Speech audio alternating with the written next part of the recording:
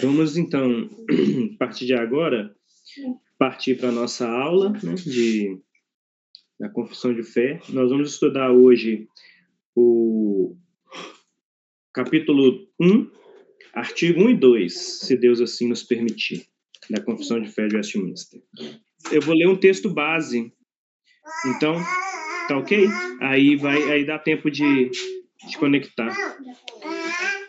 Para o nosso estudo de hoje, eu separei o texto base de Salmo 119 e eu vou ler alguns versículos.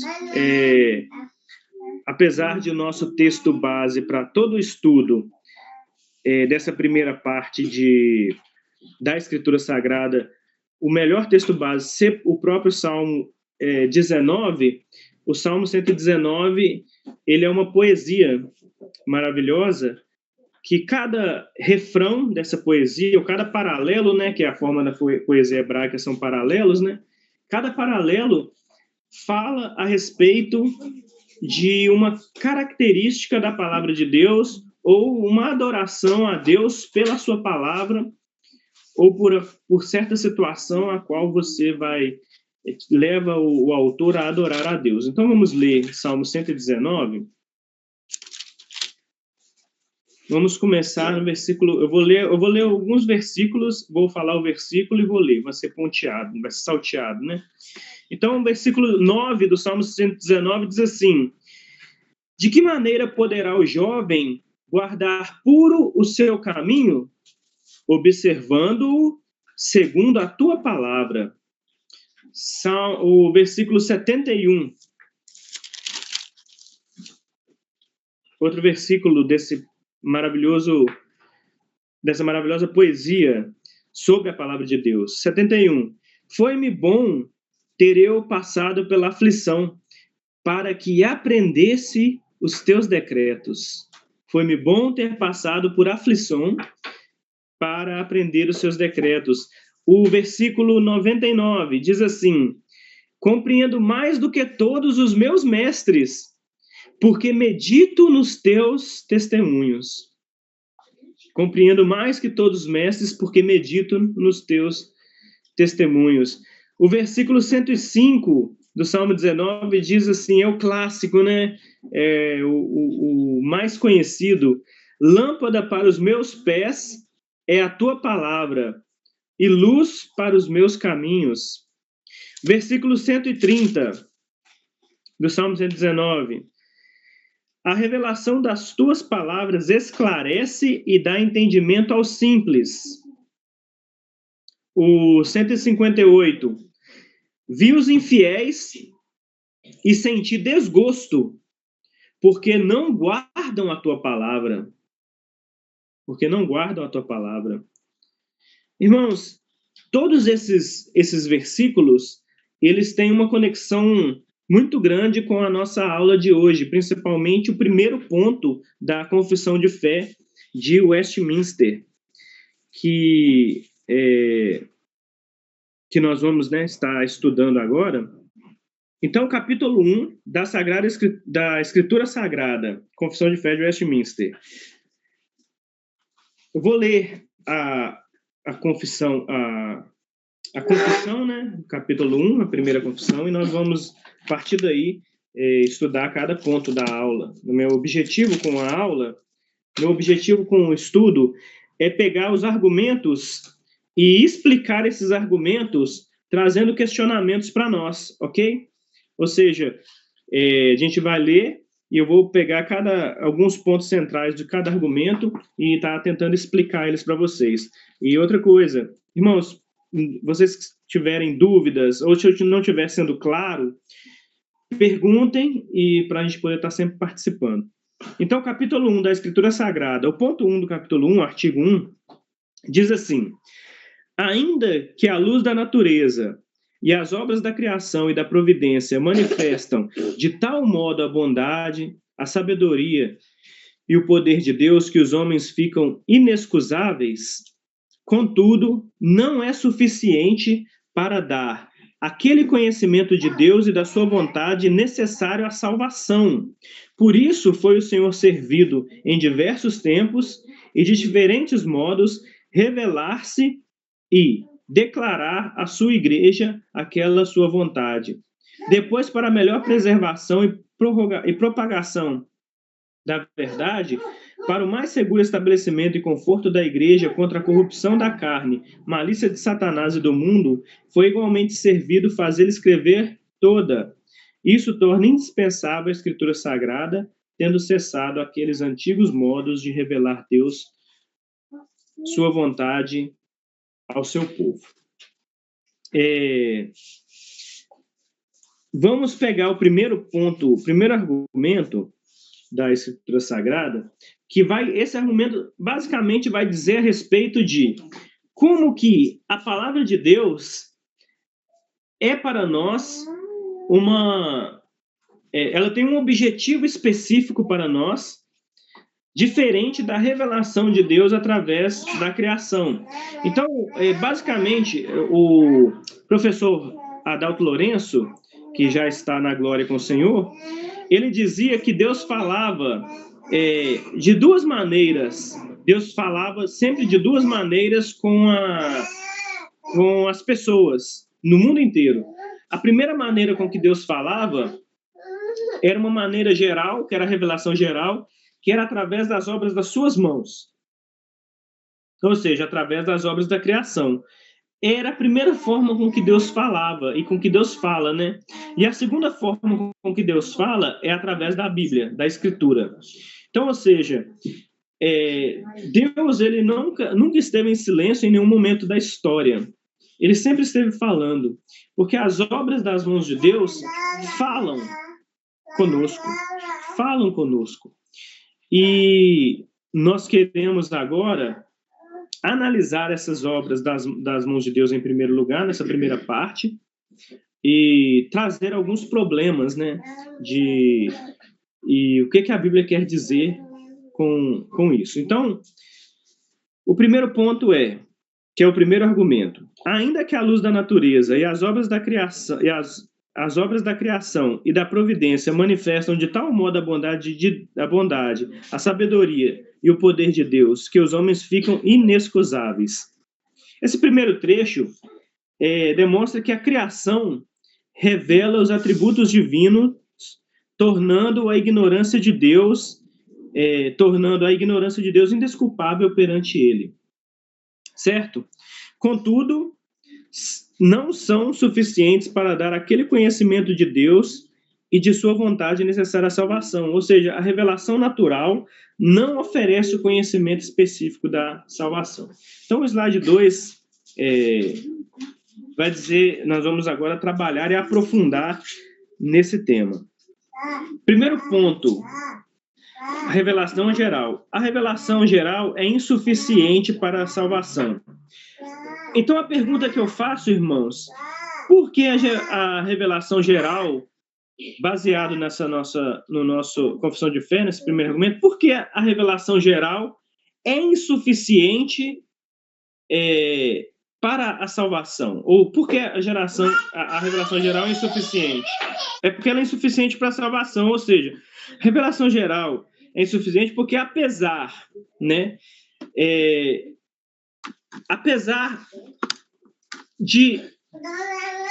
dela ser uma grande demonstração do poder de Deus, da glória de Deus, da majestade na criação, na sustentação de todas as coisas, na moral humana, também nas leis que governam o universo, na diversidade dos animais, na consciência e inteligência humana, no poder grandioso tanto das catástrofes quanto das energias naturais que existem, como raios, vulcões, tempestades, terremotos, sol, gravidade, buracos negros. Apesar da demonstração do poder de Deus na revelação geral,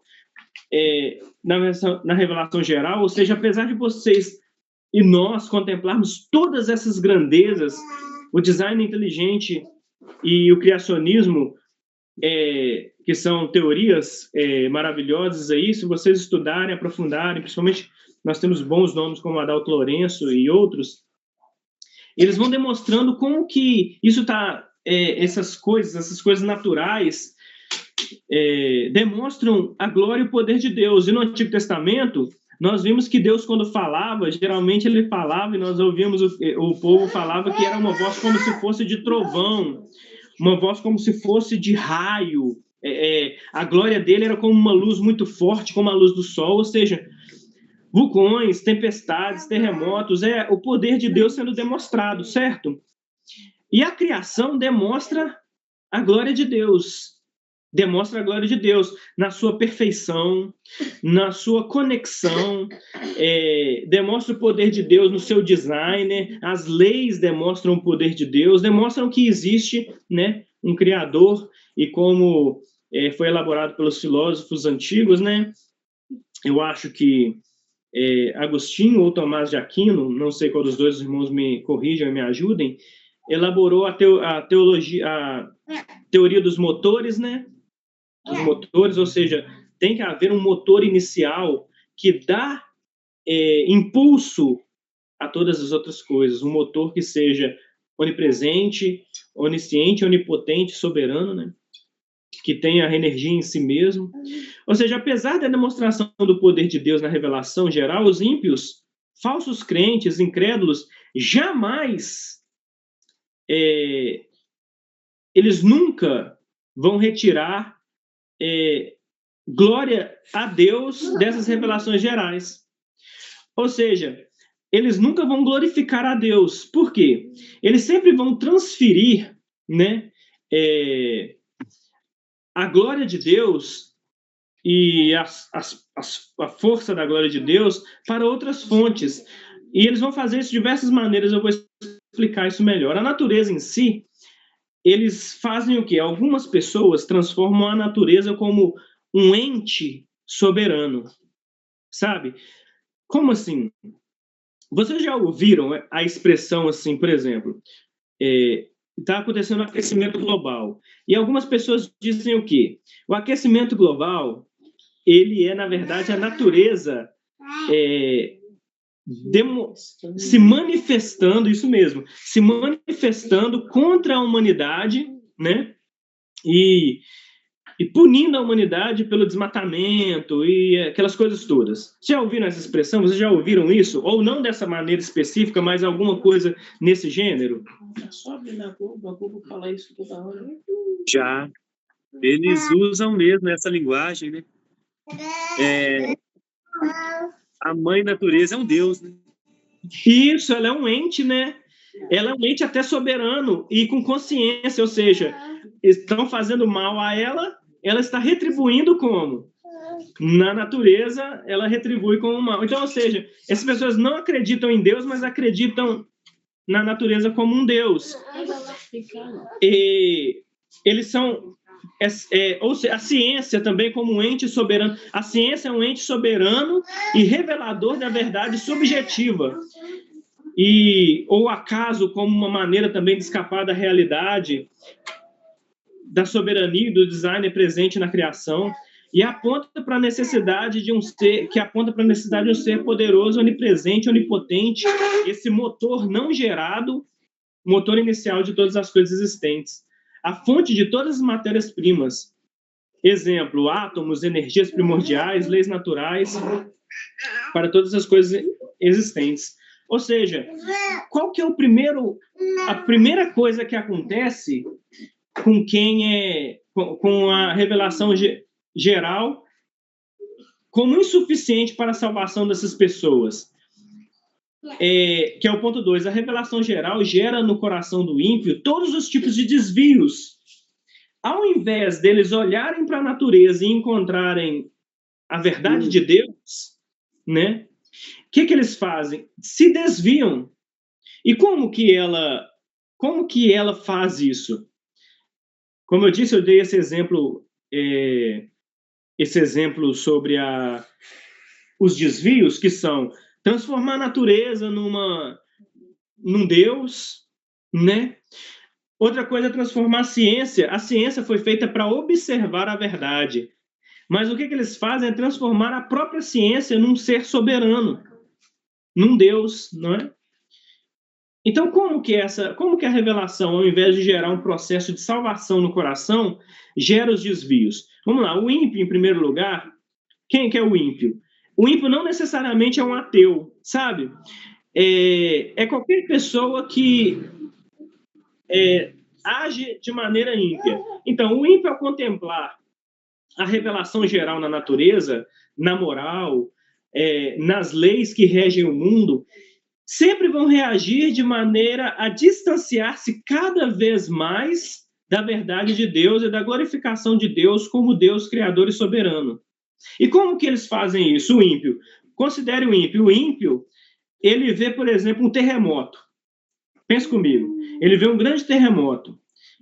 Algumas centenas de pessoas morrem nesse terremoto. Como que o ímpio reage a isso? Ele reage odiando Deus, dizendo assim, como que Deus pode fazer uma coisa dessa? Como que Deus... cadê Deus? Ou aquela famosa falácia, né, que nós vamos poder abordar ela depois de alguma maneira, né? Não hoje, né, em algum outro momento, de Epicuro, né? Se Deus é bom, por que ele não destrói o mal? Então ele não é bom. Se Deus é bom, né, mal. Se Deus é bom, acontece uma catástrofe. Ou seja, Deus não conseguiu prevenir a catástrofe. E hoje até, de certa forma, alguns pastores dizem, né, não encontraram uma solução. Eles dizem que Deus não tem o controle sobre tudo, né? Ao ver o poder manifestado de Deus na criação, eles desviam e fazem isso com ódio de Deus, com raiva do poder de Deus. Deus não pode fazer isso. Acontece uma coisa terrível, Deus não pode agir assim, então Deus não é soberano. Então agora vamos lá, para nós avançarmos. Considere o ateu. O ateu, ele nunca se aproximará de Deus ao contemplar as obras das mãos de Deus na natureza. Ele dará crédito à natureza em si como esse ente soberano, como eu disse, né? Ele também vai dar crédito... Oi? Desculpa interromper, Pode mas quando eu li isso, eu tinha entendido o seguinte, que a revelação geral, ela não salvava nem o crente, né? Porque nenhum ser humano ia conseguir ver Deus, né? Contemplar a glória de Deus através das suas obras. Então, não, sim. Boa leitura, nós vamos chegar lá. De fato, ela não consegue... Eu estou fazendo o seguinte, ela não consegue... contemplar a majestade de Deus não consegue salvar ninguém na criação, certo? Contemplar a majestade de Deus na criação não leva ninguém para a salvação, porque a salvação ela é um ato específico da palavra de Deus. Ok? Mas o que eu estou dizendo é como que essa revelação geral age de maneira insuficiente no coração de todos aqueles que desviam ela. Ok? Então, nós vamos trabalhar primeiro esse ponto. Claro, certo? Oi. E Gabriel? Pois não? Esse ponto é aquele ponto da pedra de esquina, da pedra angular, que também é pedra de tropeço. Sim. Jesus, ele é a pedra de esquina da igreja, mas ele é a pedra de tropeço para o ímpio. Então, nesse ponto, não é extremamente adequado, né? Mas a revelação geral, então, pelo que o Tiago está falando, na leitura da confissão de fé, ela é insuficiente para a salvação de todo mundo, só que no ímpio, ela gera tropeço ainda. Ela gera isso mesmo, é. É o Gabriel, né? É a operação do erro, né, Gabriel? Sim, sim. Ô, Tiago. Oi. Olha, que extrema coincidência. Sexta-feira, à noite, eu estava pensando nisso em casa sozinho, você acredita? De que a humanidade vê a natureza como Deus. Na verdade, é só parte da criação dele. Pois é, a humanidade contempla... Então, nós vamos trabalhar esses dois pontos. Como contempla-se a natureza no coração de um ímpio, e como que um cristão, né, contempla a natureza, certo? Então, primeiro nós estamos avaliando, o Gabriel, do ponto da perspectiva de qualquer ímpio, ateu, falso crente, nós vamos analisar isso aqui, dessa perspectiva.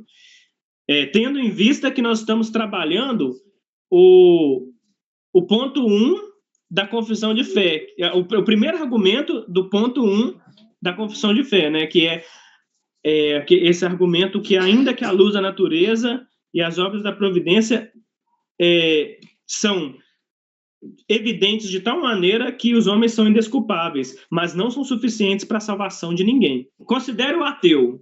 O ateu ele nunca vai se aproximar de Deus quando contemplar as obras das mãos de Deus na natureza, mas ele vai dar crédito à própria natureza como um ente soberano, como ser soberano. A teoria da evolução, por exemplo, como eu disse, ela vai pegar a ideia de que o ser, né, ou por exemplo, o Big Bang é uma autocriação, né, uma necessidade de autocriação. Então, a natureza entre si, o que é a natureza? Eu não sei. Sinceramente, eu não sei como que eles definem natureza. Eles incorporam a natureza em vários aspectos dinâmicos. Por exemplo, autocriação, teoria da evolução, a natureza em si como leis naturais, é uma mistura. Mas, então, eles dão crédito à própria natureza como se criando no Big Bang. Por quê? Porque precisa se criar. Outra questão que eles abordam é o fato da evolução. A evolução é uma espécie de Deus, correto? Adaptando sua criação. Ou seja, o ser está condicionado a uma certa dificuldade no ambiente, ele vai criar em si uma adaptação para vencer o ambiente. Gente, isso é um Deus. É uma divindade criando. Eles podem dizer que não, mas é uma divindade criando. Então, eles estão adorando a um Deus. Eles estão adorando a um ser. Ou seja, ele nunca vai dar crédito a Deus, mas ele vai desvirtuar a ideia de que a evolução aponta para um aperfeiçoamento do ser, e isso é uma questão divina. Ele dará crédito à ciência e ao método científico, e a ironia disso é que o método científico é feito para descobrir a verdade, mas não é a verdade em si. O método científico, mas eles acreditam no método científico como se fosse um Deus. Levará também a crença no destino e no acaso, que na verdade são respostas para confortar o próprio coração e mente diante das coisas sobrenaturais que não conseguem entender. Por isso que eu citei a música do Titãs. A música do Titãs, o refrão é: o acaso vai nos proteger enquanto eu andar distraído. É óbvio que lá eu não vou entrar na teologia da música, mas só usando ela como um exemplo, né? Como que esses ateus e ímpios fazem quando eles veem questões soberanas diante dele? Ou quando eles veem, muitas vezes eles contemplam a mortalidade. Eu vou morrer, eu posso morrer. Eles não pensam nisso. Eles deixam para lá. Ou seja, muitas vezes, quando eles pensam demais, você vai ver filósofos falando sobre a morte como uma coisa horrível. Tanto que a morte, na filosofia, podem até me corrigir se estiver errado, mas a morte na filosofia é chamada de a rainha dos horrores. O rei dos horrores. A filosofia Então, a filosofia aponta para a morte como o rei dos horrores. Porque quando você pensa realmente no que é a morte, de um ponto de vista ateísta, por exemplo, olha só, Wesley, você viu aquele vídeo, né, Wesley, que eu mandei lá no grupo, do cara que vive para sempre, né, o cara que fica imortal. Sim. Quando eu olhei aquilo lá, eu vi aquele vídeo algumas 2, 3 vezes. Ao contemplar aquele vídeo, você percebe como que é horrível a vida daquele cara que supostamente viveu eternamente. Ele vai chegar no final da vida, quando todo o universo se passar, e ele vai ser um intelecto vagando no nada, absolutamente dizendo assim, eu queria ter morrido e ter desaparecido. Por quê? Porque Exato. a ideia é que quando você morrer, acaba tudo, né? Acaba completamente. As coisas, você não tem mais razão, você está no final, não há razão para existir. Ou então, a solução melhor que os ateus encontraram é o aniquilacionismo completo da consciência. Imagina você ter uma consciência viva existindo no nada, no vazio. Então, isso é um... Oi. Eu quero falar uma coisa aqui. É uma teoria minha, então não leva como verdade. Esse dia eu estava refletindo bastante ao ver as pessoas dizer, olha, eu amo pescar. Nossa, eu amo poesia. Nossa, eu amo música. Nossa, eu amo mar. E eu comecei a refletir e cheguei à conclusão que as obras de Deus são tão perfeitas, e são milhares, né? Que o ser humano se apega a alguma delas e vive daquilo e coloca e fala, nossa, eu nasci para dançar. Nossa, eu nasci para cantar. E ama aquilo, leva. Aí eu falo, as obras de Deus é tão perfeita, a pessoa imersa em uma delas, e olha que são milhares, e vê prazer naquilo e vive aquilo. Vira um estilo de vida, né? E ainda mesmo assim, nega a existência de Deus, que isso é loucura. Ou seja, é isso mesmo, ele vê aspectos de coisas que são transcendentes, é isso que você está querendo dizer, coisas que são transcendentes a ele próprio, e na qual ele tira uma fonte de satisfação e até identidade. Muito bem, por exemplo, um dançarino, uma dançarina, bailarina, por exemplo, que ganha a vida com isso e que tem o prazer nisso, ela tira a identidade disso. Tal ponto que se uma pessoa, quando ela quebra a perna, é um desespero.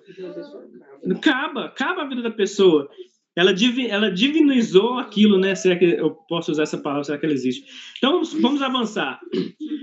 Considere, e para terminar esse ponto da revelação geral, o que ela gera nos tipos de pessoas, nos ímpios, né? Agora, o último é o falso crente.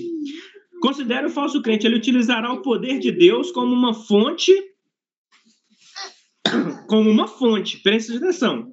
Então, ele vai ver o poder de Deus na criação e vai utilizar como uma fonte, ou ele se colocará como condutor do poder de Deus. Você já deve ter visto isso em igrejas loucas aí.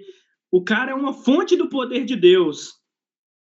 Ele canaliza o poder de Deus e ele revela, faz isso, faz aquilo, cura, milagre, tudo. Então, ele se coloca como esse condutor do poder de Deus, desse poder que é visto na natureza, em coisas naturais. E muitos deles rogando para si esses milagres. Falsos crentes contemplarão. Eu vi a Catarina, vem cá para você ver.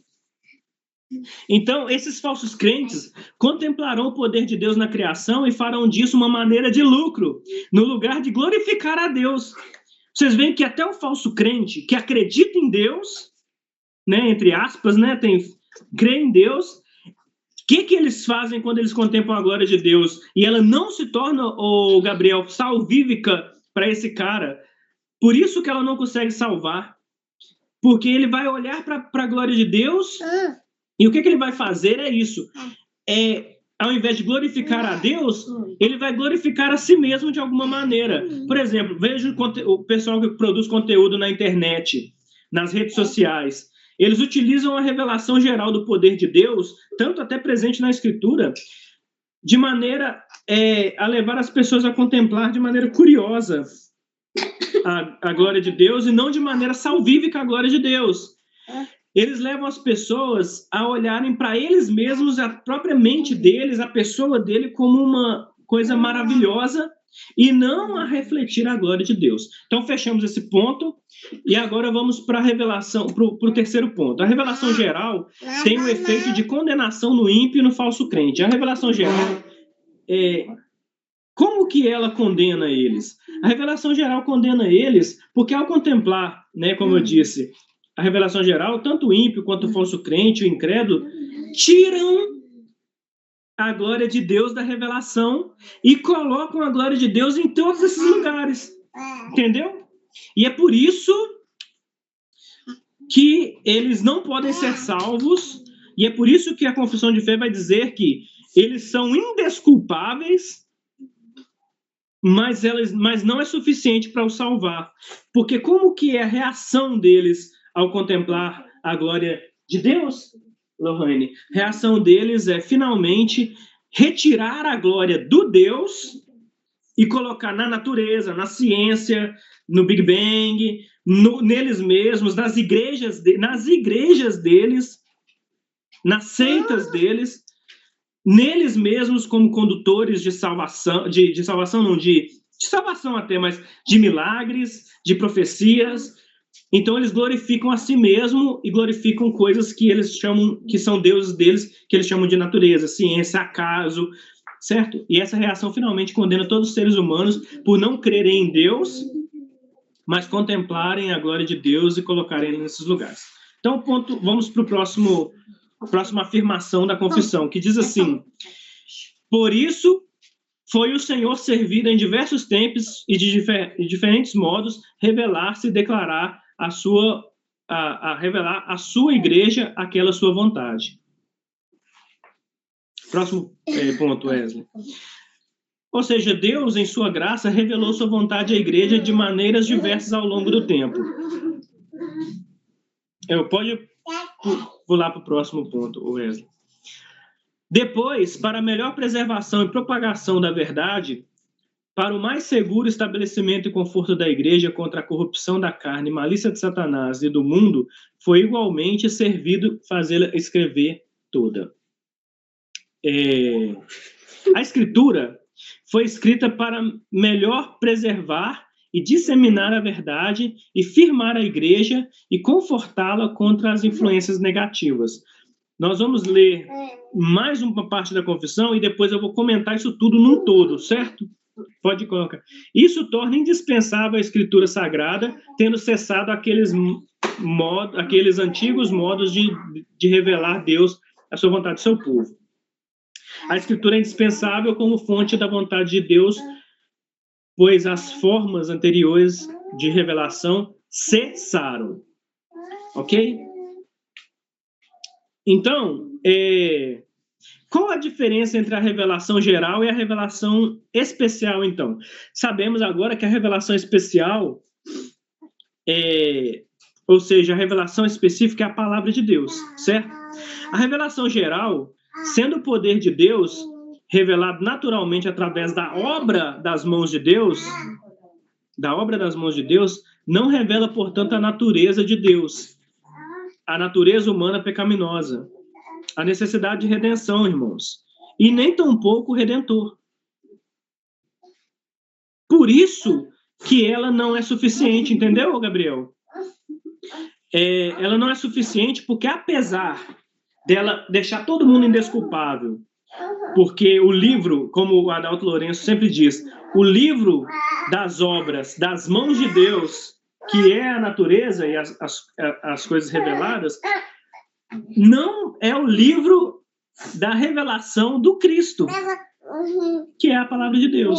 Não vai apontar nunca para o caráter de Deus, não vai apontar para... De fato, você contempla o caráter de Deus porque você percebeu o caráter de Deus na revelação especial.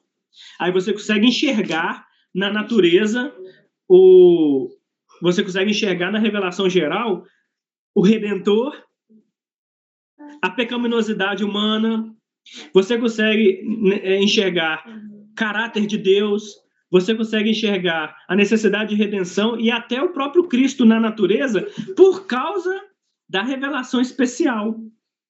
Correto? Entenderam isso?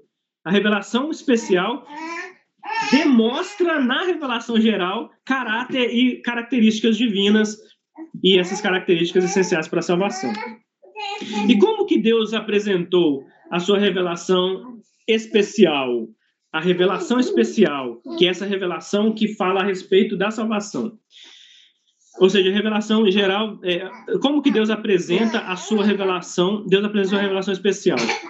Através do tempo, Deus conservou a sua revelação de diversas maneiras, seja ela através de profetas, profecias, sonhos, etc. A questão central ao considerar Deus onisciente, onipresente, onipotente e soberano é que você contempla isso em Deus, e sendo assim excelente Deus em explicar, revelar, expor e se apresentar, ele sempre foi perfeitamente claro ao apresentar sua revelação especial.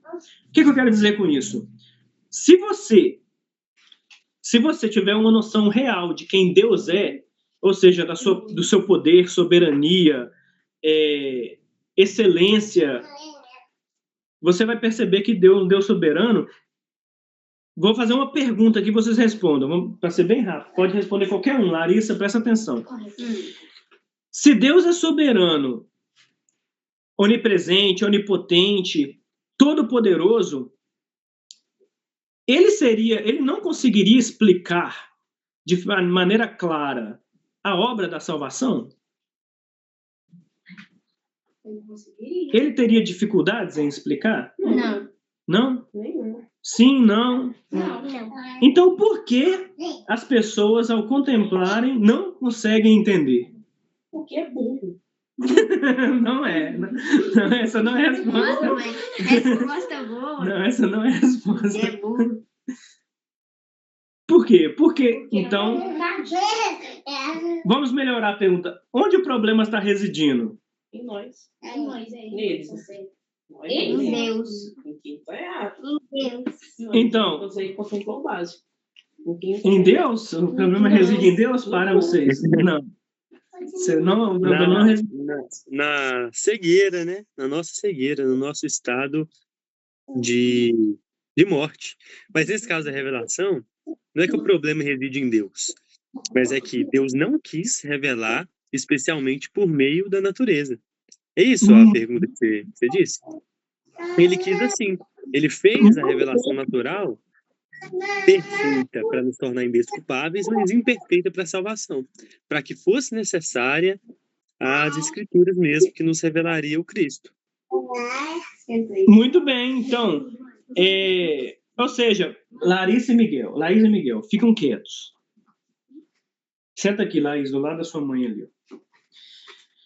Então, Deus apresenta, olha só, sendo Deus claro e perfeitamente claro ao apresentar a revelação especial através de seus profetas escritos, em último lugar, na Escritura Sagrada, essa clareza na revelação de Deus acontece quando Deus apresenta, a Bíblia apresenta, né, ou seja, a revelação especial apresenta o Deus verdadeiro a qual pertence toda a criação, bem como seu caráter e santidade. Depois, essa revelação especial apresenta o homem como criatura distinta do restante das obras criadas, como o ser que possui alma eterna, seu estado corrompido de relacionamento, a necessidade de redenção, como eu já disse, né? E apresenta o evangelho como mensagem da obra da salvação. Depois, apresenta a aliança como forma de relacionamento com o Deus eterno e apresenta Cristo como o único e suficiente Redentor. Então, as pessoas não conseguem entender, mesmo, ou seja, diante da excelência de Deus em revelar, muitos continuam incrédulos e ímpios, porque, em primeiro lugar, é impossível ao homem comum, como Wesley disse, por estar morto, pelo seu próprio esforço alcançar o conhecimento necessário, mesmo tendo a revelação em suas mãos. Apesar da sabedoria crescente, olha só, contemple a sabedoria crescente, a filosofia, a ciência avançada, emergente, o ser humano em si, com nenhuma dessas armas ou ferramentas, consegue alcançar o conhecimento necessário para a salvação. Mesmo o ser humano possuindo, hoje, uma grande sabedoria emergente, uma ciência avançada, e o ser humano possuindo filosofia boa, eles não conseguem alcançar o conhecimento salvífico tendo a Bíblia. Nossa geração, mais do que qualquer uma outra, possui essas ferramentas poderosas para interpretar a Escritura de maneira correta. Filosofia boa, como eu disse. Mas eles nunca conseguem encontrar a salvação, porque a salvação não é só um ato de assentimento intelectual, correto? Ou errado? Não é só uma coisa que entra na sua cabeça, mas Deus, a obra de Deus na salvação é revelar ao seu coração para que você, e te dar um coração para amar a Deus, para gostar das coisas que Deus gosta, para se interessar profundamente pelo Criador, amar o Redentor, amar Jesus Cristo, correto? Então, apesar de termos muitas boas filosofias, isso não salva ninguém, porque não é só conhecer intelectualmente. Ô, Tiago, o Jonas Madureira, ele, no livro Inteligência Humilhada, ele explica basicamente sobre a revelação de Deus que há duas cegueiras, né? Na verdade. Há dois impedimentos para que nós sejamos salvos. Um é a nossa cegueira mesmo. E o outro é que a luz está tudo escuro, né? A luz está completamente apagada, naturalmente. Então, se Deus não tivesse dado as Escrituras para nós, a luz estaria completamente apagada. Então, mesmo que nós estivéssemos de olhos abertos, nós não conseguiríamos enxergar nada, porque não havia o que ser enxergado.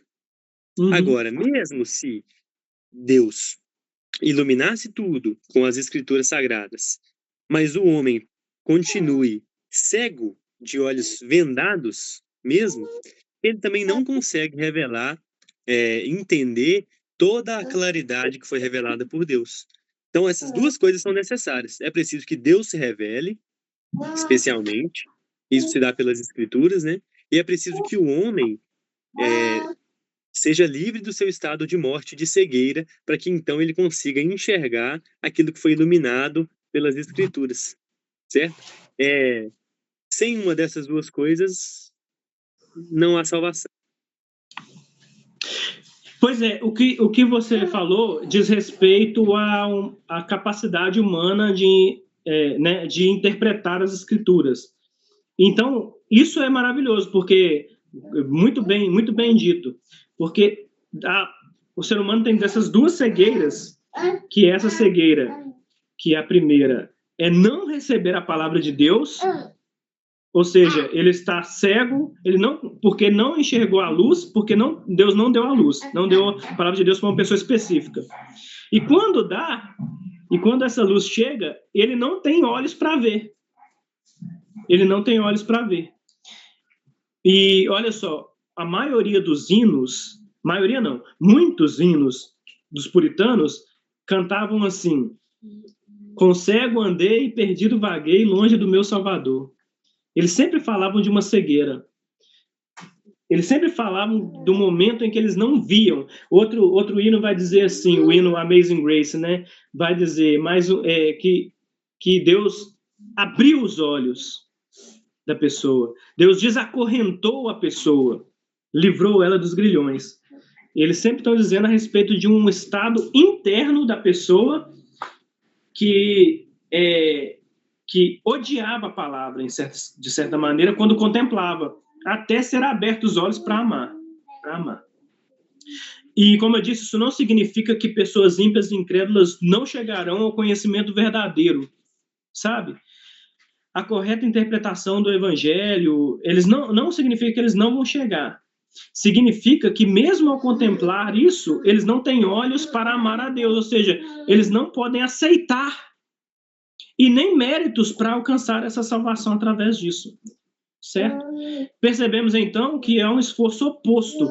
Quando alguém ímpio reconhece e entende o Evangelho, essa pessoa não aceita a verdade, ainda que ela entenda a verdade, ou ela nega essa verdade, ou ela odeia essa verdade.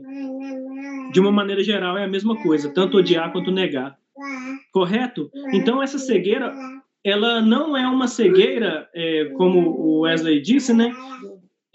As duas cegueiras, uma delas é não chegar de maneira nenhuma a palavra de Deus no coração da pessoa, a visão da pessoa, ao seu meio.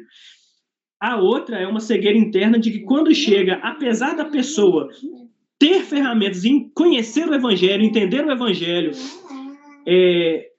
como a verdade do Evangelho, ela não ama o Evangelho, não ama a Deus, ou ela odeia ou ela despreza.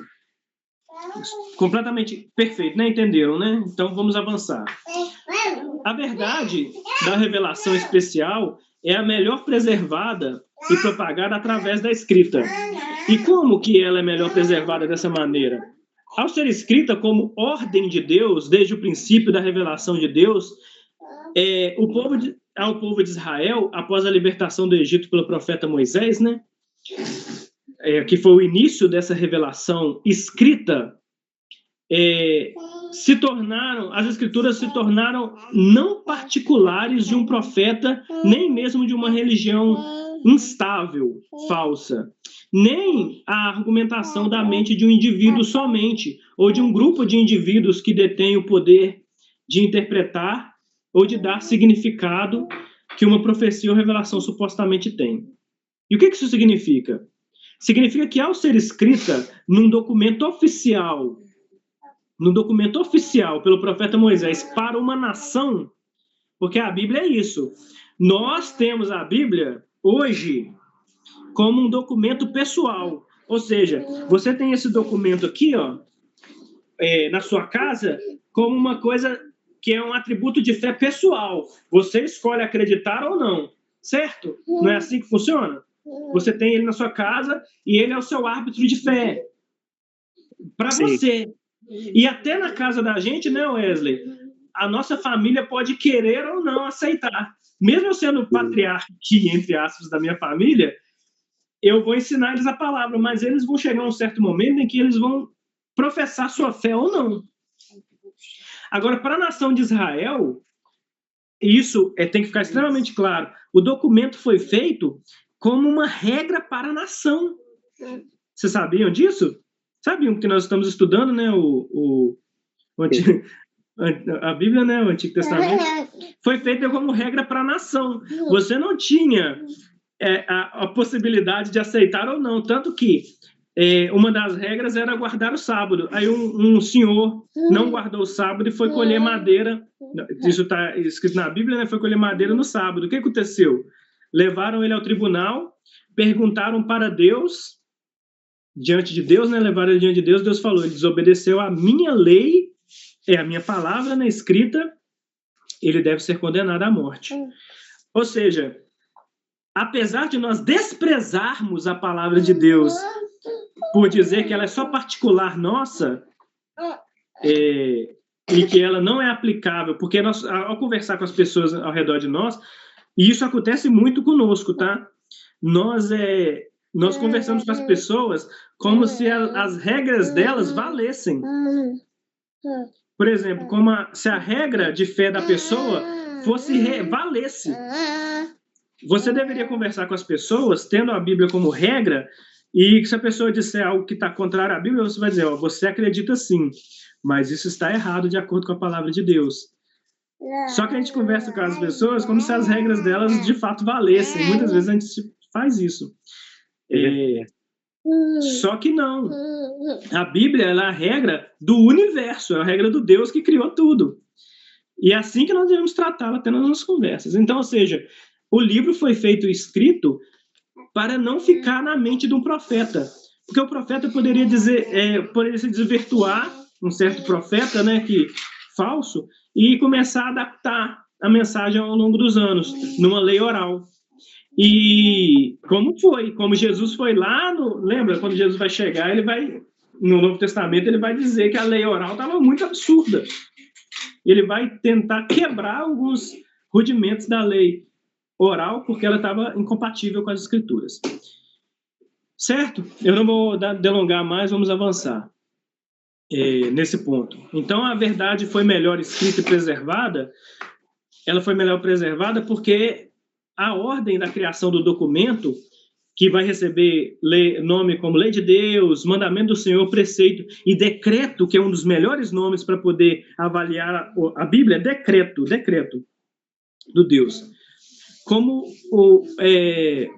formalizado nesse documento com o objetivo de demonstrar seriedade e imutabilidade do Deus que decretou aquelas palavras como um documento para que você pudesse crer. Por isso eu li o texto, irmãos, de Josias. Josias, como Wesley até na sua oração bem disse ao nosso Senhor, Josias poderia ter só pegado a Bíblia e usado a Bíblia como um padrão para avaliar suas obras. Vocês já pensaram nisso? O Wesley pensou, né, Wesley? Já meditou sobre isso. Ele poderia ter pegado a Bíblia, ô Gabriel, e crianças, ter feito assim. Ele estava praticando boas obras, certo? Aí, quando ele olhasse a Bíblia e visse que as boas obras dele batia com a Escritura, ele poderia dizer, olha, eu estava seguindo a Bíblia, sem ter ela, sem ter o conhecimento dela, mas isso seria desprezar a verdade de Deus. Que ele estaria dizendo assim, Olha que sabe o que ele estaria fazendo, Rani? Ele estaria dizendo assim, a minha obra chancela a Escritura. Olha, a minha obra é boa, assim como a Escritura disse que ela é boa.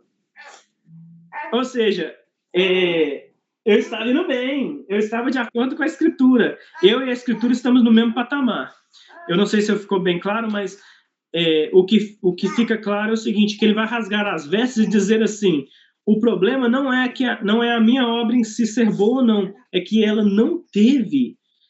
minha obra ela não foi feita baseada no amor pela Escritura, no desejo de obedecer a Deus.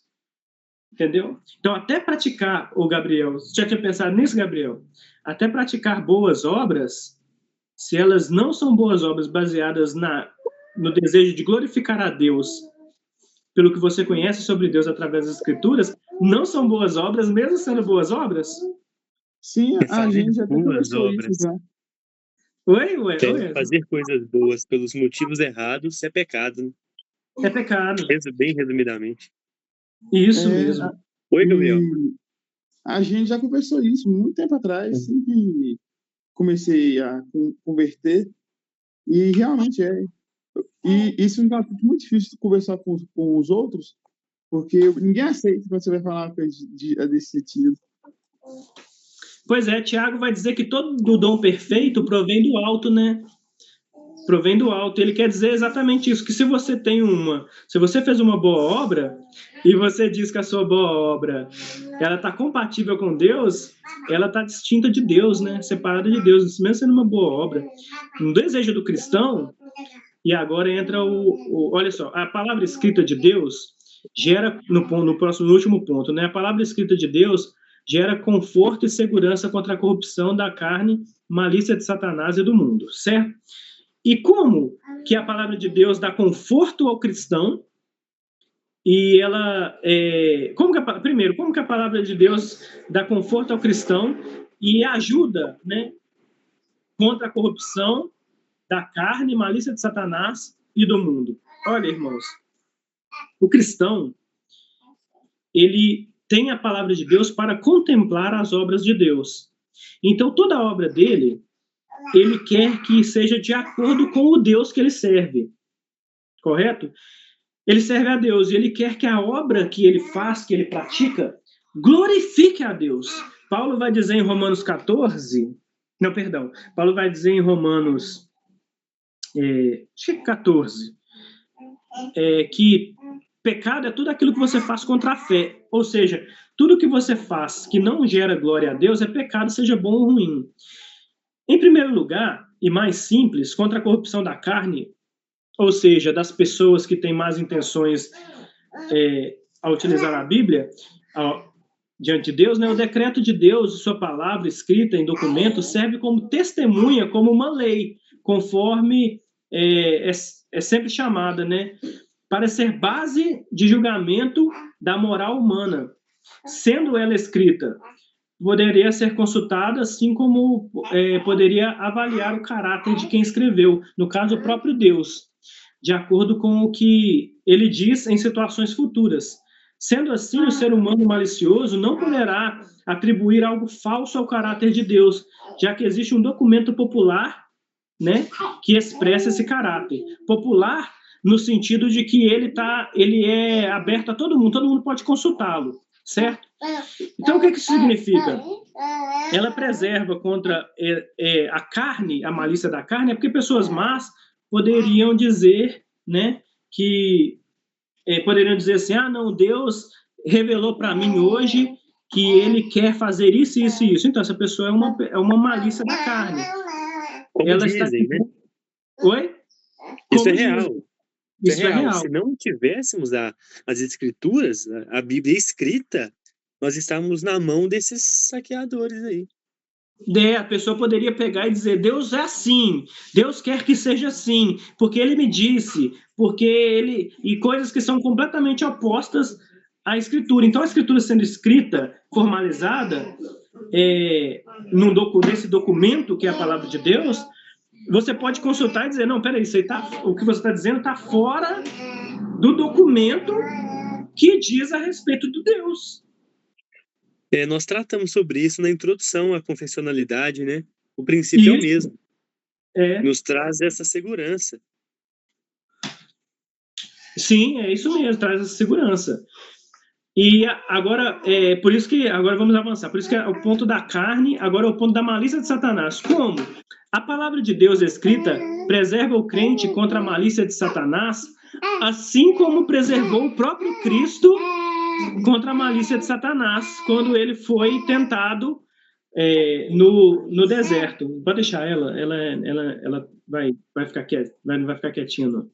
Então, assim como preservou o próprio Cristo quando Satanás o tentou no deserto. Ao Satanás apresentar argumentos próprios, em primeiro lugar, né, e também alguns argumentos bíblicos secundários, com base para sua argumentação para Cristo, o Cristo apresentou como base para o testemunho de sua verdade as Escrituras, as próprias Escrituras interpretadas de maneira correta. Isso quer dizer que o Cristo possuía uma correta interpretação, bem como uma confissão de fé baseada nas Escrituras, ao rejeitar a malícia das interpretações de Satanás. Ou seja, irmãos, como Satanás age com a sua malícia para com os crentes? Como que Satanás age para desvirtuar os crentes? Ele não usa outra coisa senão a palavra de Deus. É assim que ele age. Ele pega a palavra de Deus e interpreta ela para você. E diz o que ela significa. Como foi com Eva, né? Olha, não é bem assim. Né? Muito bem. Muito bem, Wesley. Eu não tinha pensado nisso, como foi com Eva. Eu não tinha lembrado desse exemplo. Ele diz, Deus não disse assim, e reinterpretou. Sempre é assim que Satanás age. Sempre é assim que Satanás age. Então, nós temos um documento que nos impede, né, contra a corrupção e a malícia de Satanás. E do mundo? Não de maneira geral, simplesmente, sabe? Do mundo, de maneira geral, mas promovendo uma lei cristã universal e imutável acima da lei humana, que é mutável e sujeita à malícia da interpretação. Nós temos aí o Wesley, que é advogado, agora é uma área mais jurídica, né? Ou seja, o cristão tem como base para a sua vida uma lei escrita e não uma interpretação pessoal. Irmãos, então é isso. Nós temos agora bons argumentos baseados na confissão de fé, grandes argumentos. Eu queria encerrar, na verdade, eu queria ter encerrado nesse só escritura, mas eu acho que vai ser muito melhor trabalhar ele semana que vem mesmo. Muito melhor trabalhar ele semana que vem. Que ele é o finalzinho daqui, ó. Ele é esse final aqui, ó. Isso torna indispensável a Escritura Sagrada, tendo cessado aqueles antigos modos de revelar Deus, sua vontade ao seu povo. Então, nós vamos tratar esse ponto, esse trecho da confissão, semana que vem. A revelação geral, ela é impossível salvar porque ela não apresenta Cristo. Ela não apresenta Cristo como Salvador. Tanto no Antigo Testamento, nós estamos, né, como estamos estudando, em busca do Messias. Está sempre apontando para o Messias. Então, ele cria que um dia viria o Redentor. Assim que os judeus hoje, esperando o Messias vir para redimi-los, não é? Então, nós já temos o Messias, já veio para nos redimir. Eles aguardavam, eles tinham fé no Messias, que viria sagrada aponta para o Messias. Então, o que nós fazemos com a revelação geral? Especial. Nós apresentamos o Messias para que nós possamos olhar para a revelação geral com ela. Então, quando eu vejo a natureza, a obra das mãos de Deus, o sol, como no capítulo 19 de Salmos, nós podemos adorar a Deus, dizendo, isso foi feito para mostrar Jesus. Colossenses 2, né? Colossenses 1, perdão. Colossenses 1. Todas as coisas foram feitas para demonstrar a glória do Cristo que viria. Do Cristo que viria, irmãos. Isso é maravilhoso. Você olha para o sol, você olha para a luz, você olha para as leis, você olha para a natureza, para os animais, você olha para o universo. E tudo que isso te faz é contemplar mais do Messias velado. E é para isso que pessoas que amam ao contemplar todas essas coisas. Vamos orar e encerrar, então? Vamos orar? Vamos orar? Então vem cá. Senhor, nós somos gratos a Ti por mais essa aula, pela Sua misericórdia, pela Sua graça. Podemos participar dela e poder, para poder ao contemplar a Tua palavra, podemos glorificar a Ti.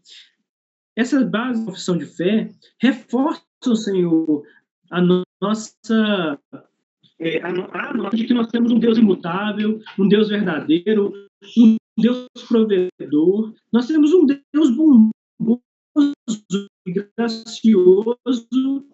Nós não temos um Deus indiferente e não temos um Deus, Senhor, com coisas que nós, ao menos, mas nós temos um Deus que tem cuidado com todas as coisas nas nossas vidas, desde as coisas mais simples até as coisas que nós julgamos mais complexas, mas para Ti, Senhor, comparado a Ti, nossos problemas. Obrigado, Senhor, por essa grande preservação do nosso intelecto e da nossa fé através de termos e tem misericórdia de nós. Em nome de Jesus. Amém. Amém. Deus abençoe, meus irmãos. Muito obrigado.